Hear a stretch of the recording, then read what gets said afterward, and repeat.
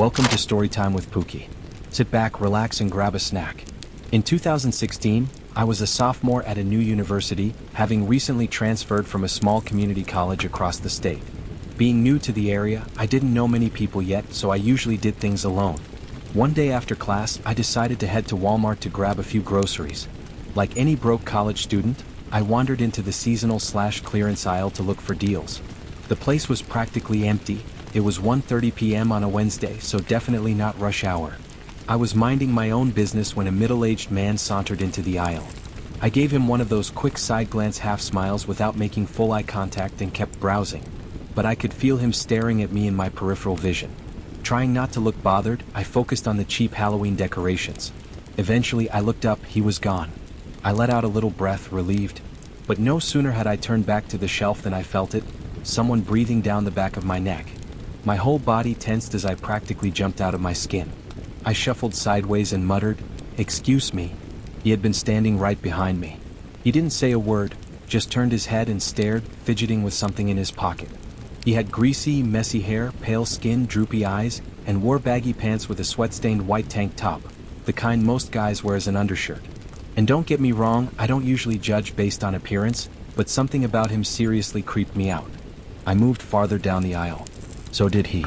I switched to the next aisle. So did he.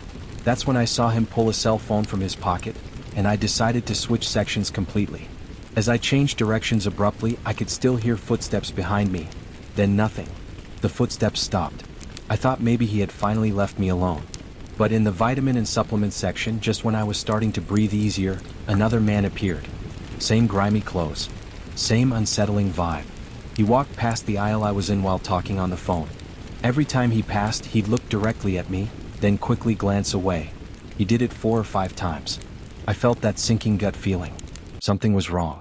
I made a beeline for the pharmacy, the only busy area in the store, and blended in with customers and employees. I stayed there for a solid 15 minutes, pretending to browse. Then I saw something that chilled me to the bone. From behind a magazine rack, I watched the 2 men meet up at the front of the store. They'd both just gotten off the phone with each other. They started scanning the area, clearly looking for someone. Their eyes moved across each person entering and exiting the store. They were looking for me.